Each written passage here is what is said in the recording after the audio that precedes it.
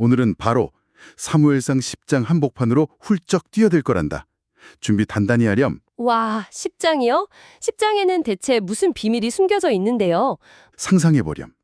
뜨거운 태양이 막 내리쬐는 이스라엘의 어느 흙먼지 날리는 외딴길이야. 엄청 덥고 땀나겠네요. 그렇지.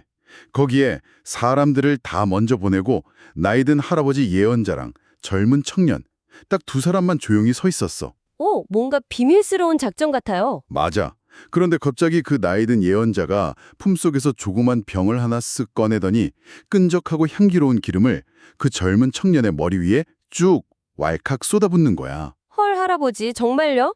애군 머리에 기름을 부으면 막 엄청 끈적거리고 머리도 떡지고 냄새도 날 텐데 대체 왜 그런 장난을 친 거예요? 와, 신기하다. 허허, 장난이 아니란다. 그 나이 든 예언자는 사무엘이고 젊은 청년은 사울이었어. 기름을 붓고 나서 이렇게 선언하지. 하나님께서 너를 이 나라의 대장, 즉 이스라엘의 왕으로 삼으셨다 하고 말이야. 잠깐만요. 왕으로 세우는 거라면 당연히 그 번쩍번쩍한 금관을 머리에 멋지게 씌워줘야 하는 거 아니에요? 왜 하필 그 끈적거리는 기름을 길거리 한복판에서 부어요? 아주 날카로운 질문이야. 왕관이 아니라 왜 기름이었을까? 우리 친구도 한번 생각해 보렴. 고대 이스라엘에서 머리에 기름을 붓는 건 그냥 멋을 내는 게 아니었어. 그럼요. 뭐 특별한 마법 약 같은 건가요? 올리브 기름에 아주 귀한 향기를 섞어서 만든 특별한 기름인데 이게 머리카락을 타고 주르륵 흘러내려서 피부 깊숙이 스며드는 그 느낌을 상상해봐. 씻어내기 전까지는 계속 미끌거리고 향기도 남아있겠네요. 바로 그거야. 하나님께서 너는 이제부터 내 백성을 다스릴 특별한 사람이다 하고 도장을 꾹 찍어주시는 아주 거룩하고 중요한 뜻이었지. 아, 듣고 보니 알겠어요.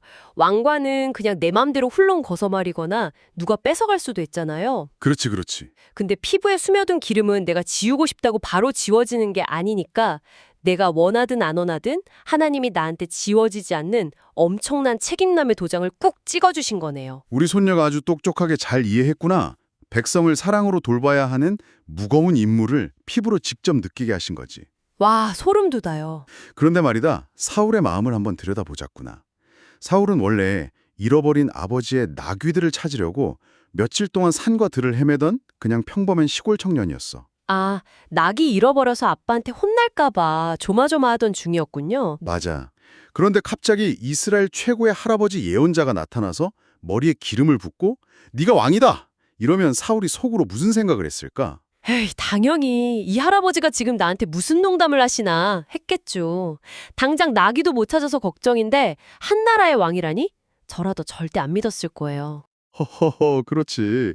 그 엄청난 일을 그냥 말 한마디로 어떻게 믿겠어. 그래서 사무엘 할아버지가 사울이 꼭 믿을 수밖에 없도록 오늘 당장 일어날 3가지 신기한 징조를 미리 쫙 말해준단다. 와, 진짜요? 마치 보물찾기 지도나 게임 퀘스트 같아요. 첫 번째 퀘스트는 뭐였는데요? 첫 번째는 사울이 집으로 돌아가는 길에 라헬의 무덤 근처에서 두 사람을 딱 만나게 될 거라는 거였어. 라헬의 무덤이요? 그 두 사람이 사울한테 뭐라고 하는데요? 헐레벌떡 뛰어와서는 당신이 찾던 나귀들을 이미 찾았소. 지금 아버지는 나귀 걱정은 다 있고 당신이 안 와서 발을 동동 구르고 계시오 하고 말해줄 거라고 했지. 오! 대박! 일단 사울 머릿속에 꽉 차 있던 제일 큰 걱정거리, 그 나귀 문제를 하나님이 깔끔하게 먼저 해결해 주신 거네요. 그렇지. 마음의 짐을 싹 덜어주신 거지. 과거의 곡점에 얽매여 있으면 새로운 미래를 향해 갈 수 없으니까. 자, 두 번째 징조는 다볼의 큰 나무라는 곳에서 일어나. 거기선 누굴 만나는데요? 거기서 3사람을 만날 텐데 이 사람들이 가진 짐이 좀 특이해. 한 사람은 염소 새끼 3마리, 한 사람은 빵 3덩이, 한 사람은 포도주 가죽 부대를 들고 있지. 오, 염소랑 빵이랑 포도주요. 그거 하나님한테 예배드릴 때 바치는 특별한 제물들 아니에요? 오, 우리 손녀 성경을 아주 잘 아는구나. 맞아. 그런데 그 사람들이 가던 길을 멈추고 사울에게 인사를 하더니 자기들이 가진 그 거룩한 빵 2덩이를 사울한테 선물로 준다는 거야. 엥? 좀 이상한데요? 그건 하나님이나 성소에 계신 제사장님한테 드려야 하는 거잖아요. 왜 아무 상관도 없는 평범한 청년 사울한테 그걸 길바닥에서 떼어줘요? 허허, 바로 그 이상한 점이 진짜 중요한 비밀이란다. 사울은 제사장도 아닌데 하나님께 바쳐줄 예물을 받았잖아. 을 다스릴 아주 특별한 리더로 인정하기 시작하셨다는 뜻이야. 게다가 사울이 뺏은 게 아니라 사람들이 스스로 주었다는 게 참 멋지지 않니? 아하, 왕이 됐다고 해서 막 힘으로 뺏는 게 아니라 하나님이 세워주시면 사람들이 자연스럽게 존경하고 필요한 걸 채워준다는 뜻이군요. 빵 두 덩이로 그걸 배운 거네요? 완벽한 설명이야. 자, 그럼 권위도 확인 받았으니 이제 대망의 세 번째 징조가 남았지. 아, 맞다. 세 번째 퀘스트. 거기선 무슨 일이 생기는데요? 사울이 하나님의 산이라는 곳에 도착하는데 거기서 비파와 수금 같은 악기를 연주하면서 하나님의 말씀을 전하는 예언자 무리와 딱 마주치게 돼. 와, 음악 소리 들리고 막 신나는 분위기였겠다. 맞아. 바로 그때 상상도 못한 엄청난 일이 벌어져. 하나님의 영, 즉 성령님이 사울에게 폭풍처럼 강하게 쑥 내려와서 사울을 확 덮치는 거야. 하나님의 영이요? 그럼 사울도 막 그 예언자들 틈에 섞여서 같이 춤추고 예언을 하게 되는 거예요? 그렇지. 사울도 그들과 함께 예언을 하면서 완전히 새로운 사람으로 짠 하고 변하게 된단다. 성경은 이걸 사울에게 새 마음이 주어졌다고 표현해. 새 마음이요? 우리 친구도 한번 생각해 보렴? 새 마음이라는 게 뭘까? 갑자기 성격이 착해진 걸까? 아니면 머리가 갑자기 막 똑똑해진 걸까? 아까 사울은 자기 집 나귀 걱정만 하던 소심한 청년이었잖아요. 근데 새 마음을 받았다는 건 뭔가 스케일이 엄청 커졌다는 뜻 같아요. 오, 어떻게 커졌을까? 나 하나 우리 가족만 생각하던 좁은 마음에서 이스라엘 백성 전체를 사랑하고 책임지는 엄청 넓은 마음으로 바뀐 거 아닐까요? 말하자면 왕으로서 백성을 사랑할 수 있는 용기 있는 마음을 하나님이 선물로 쑥 넣어주신 거네요. 왕의 소프트웨어를 머리에 다운로드한 것처럼요. 왕의 소프트웨어 다운로드. 아주 재미있고 찰떡 같은 비유구나. 소극적이던 청년의 가슴에 거대한 엔진을 쾅 달아주신 거지. 와, 징조들이 진짜 다 대박이에요. 그럼 이 세 가지 징조가 진짜로 다 일어났나요? 그럼 사무엘과 헤어지자마자 하나님이 그 새 마음을 주셨고 그날 하루 만에 이 세 가지 징조가 100% 하나도 빠짐없이 전부 다 일어났단다. 하루 만에요? 와, 진짜 속도 빠르다. 근데 사울이 원래 살던 동네 사람들도 사울이 막 예언하는 걸 봤을 거 아니에요. 아휴, 동네가 완전 발칵 뒤집혔지. 사람들이 눈이 이만해져서 수군거렸어. 아니, 기스의 아들 사울한테 도대체 무슨 일이 생긴 거지? 사울도 예언자 중에 한 사람인가? 하고 말이야. 완전 쑥맥이던 청년이 갑자기 예언을 하니까 다들 엄청 놀랐겠네요. 심지어 입이 좀 험한 사람들은 쯧쯧거리며 비웃기도 했어. 이 사건이 어찌나 충격적이었는지 이스라엘에서 아주 유명한 속담이 되어버렸지 뭐냐. 속담이요? 막 가는 말이 고와야 오는 말이 곱다 이런 거요? 허허, 그런 것처럼 전혀 어울리지 않은 뜻밖의 일이 벌어졌을 때 사울도 예언자 중에 있느냐라고 말하는 유행어, 요즘 말로 밈이 된 거야. 헐, 하루아침에 완전 대스타 밈이 되어버렸네요. 그럼 사울이 집에 딱 갔을 때 가족들이 막 캐물었겠어요? 아니나 다를까. 삼촌이 딱 앞을 가로막고 눈을 가늘게 뜨며 물었어. 너 대체 어디 갔었니? 사무엘이 너한테 무슨 말 했는지 하나도 숨기지 말고 싹 다 말해보거라. 자, 우리 예쁜 손녀라면 어떻게 대답했을까? 에휴, 저 같으면 입이 막 근질근질해서 절대 못 참아요. 삼촌, 놀라지 마세요. 저 나귀 찾은 정도가 아니라 이스라엘의 첫 번째 왕으로 뽑혔어요. 하나님이 도장 꾹 찍으셨다고요? 하고 동네방네 소문냈을 거예요. 우리 옆에 있는 친구도 아마 막 자랑하고 싶었을 거야. 자기가 대단해진 걸 뽐내고 싶은 건 당연하니까. 그런데 말이다. 사울은 어떻게 했는지 아니? 설마 숨겼어요? 응. 나귀 찾은 이야기만 딱 하고 자기가 이스라엘의 왕으로 기름 부음 받았다는 그 엄청난 비밀은 입을 꾹 닫고 한마디도 안 했단다. 와, 그 엄청난 걸 혼자 꾹 참았다고요? 비밀을 지키는 꾹꾹이 사울이네요. 꾹꾹이 사울. 왜 그랬을까?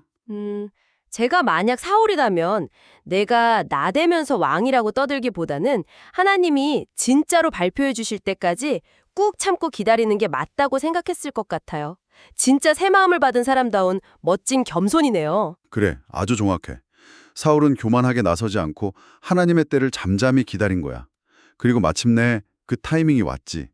사무엘 할아버지가 온 백성을 미스바라는 광장으로 다 불러 모았단다. 오, 드디어 공개 발표 시간이군요. 아무한테도 말 안 했는데 어떻게 왕을 뽑아요? 바로 제기 뽑기를 하기로 한 거지. 그런데 사무엘은 백성들을 향해 하나님의 마음을 전하면서 좀 슬프고 무거운 이야기를 먼저 꺼냈어.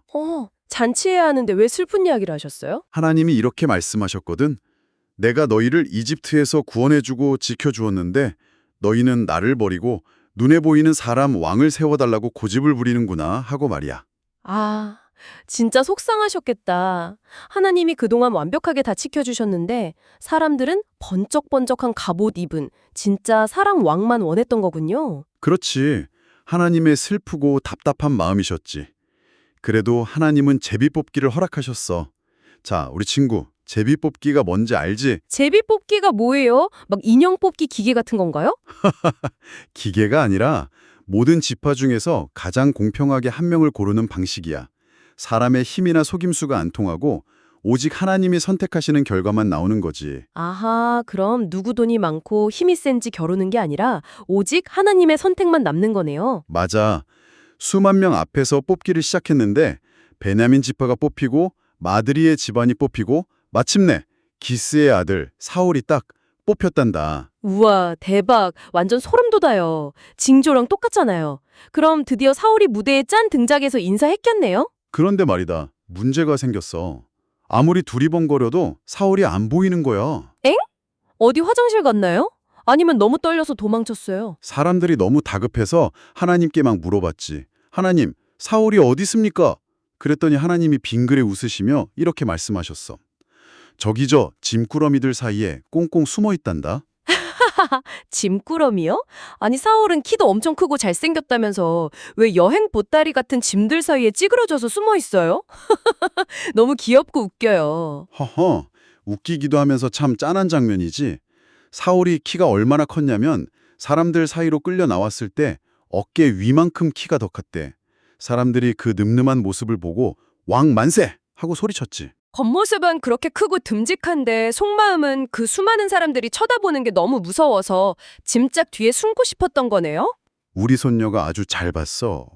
어쩌면 내가 부족하다고 느끼고 부끄러워서 숨어버린 그 연약한 모습이 아직 교만하지 않다는 증거였는지도 모르지. 맞아요. 우쭐대는 것보다는 두려워하는 게 차라리 안전한 출발 같아요. 그럼 이제 다들 사울을 좋아하고 행복하게 만세 부르면서 이야기가 끝나나요? 아유, 세상 일이 다 그렇게 쉽지가 않아. 늘 마음이 삐뚤어진 사람들이 있는 법이거든. 어떤 불량배들이 사울을 보더니 저런 시골뜨기 청년이 어떻게 우리를 구하겠어 하면서 대놓고 무시를 한 거야. 왕한테 마땅히 바쳐야 할 선물도 안 바치고 말이지. 헐, 진짜 나빠요. 이제 진짜 왕이 듣는데 당장 감옥에 가두거나 혼내줘야 하는 거 아니에요? 제가 다 화가 나네요. 그런데 여기서 사울이 보여준 모습이 오늘의 가장 멋진 반전이란다. 사울은 화를 내거나 펄펄 뛰지 않고 성경에 보니까 잠잠하였더라 하고 기록되어 있어. 잠잠했다고요? 못 들은 척 가만히 침묵했다는 뜻이에요. 바로 그거야. 와, 속에서 막 피가 거꾸로 솟았을 텐데 어떻게 참았죠? 아, 할아버지 혹시 이것도 아까 그 새 마음 때문인가요? 와, 그래. 어떻게 그런 생각이 들었지? 만약 사울이 자기 자신을 못 믿었다면 불량배들이 놀릴 때 발끈해서 화를 냈을 텐데 하나님이 3번의 징조로 도장을 확실히 찍어주셨잖아요. 나를 왕으로 세운 분이 하나님이라는 걸 진짜로 믿으니까 저런 가꾼 사람들의 비웃음은 그냥 가볍게 무시할 수 있는 바다처럼 넓고 넉넉한 마음이 생긴 거네요. 야, 완벽하다. 우리 손녀가 오늘 탐험의 핵심을 완전히 꿰뚫어 버렸어. 나를 놀리고 힘들게 해도 조용히 참고 나를 세워주신 하나님만 굳게 믿는 것. 그게 바로 진짜 넓고 강한 마음이지. 하나님은 이렇게 보잘것없고 작은 사람도 훌륭하게 빚어서 크게 쓰시는 분이란다. 와, 오늘 이야기 탐험 진짜 최고였어요.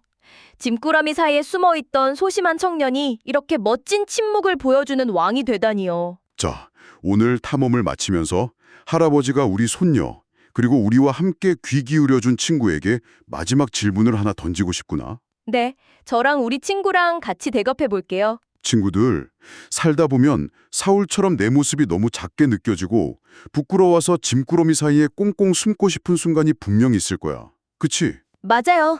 저도 가끔 이불킥하면서 숨고 싶을 때 많아요. 하하, 그렇지. 하지만 남들은 몰라도 하나님 앞에서는 그 숨고 싶은 시간이 어쩌면 진짜 훌륭한 리더로 자라나기 위해 꼭 필요한 겸손의 시간이 아닐까? 네가 작게 느껴질 때 하나님은 그 안에서 얼마나 크고 멋진 계획을 준비하고 계실지 오늘 밤 한번 상상해 보렴. 와, 진짜 위로가 되는 말씀이에요. 내가 작아 보일 때가 바로 하나님이 일하시는 최고의 타이밍이라는 거. 우리 친구도 오늘 꼭 이 생각을 하면서 잠들었으면 좋겠어요. 우리 친구들이 되기를 할아버지는 언제나 응원할게. 자, 그럼 오늘의 깊고 흥미진진한 이야기 탐험은 여기서 마치자꾸나. 네. 다음 시간에도 진짜 재밌는 성경 탐험으로 또 만나요. 안녕히 계세요, 할아버지. 안녕, 친구들. 그래, 안녕. 다들 편안한 밤 되련.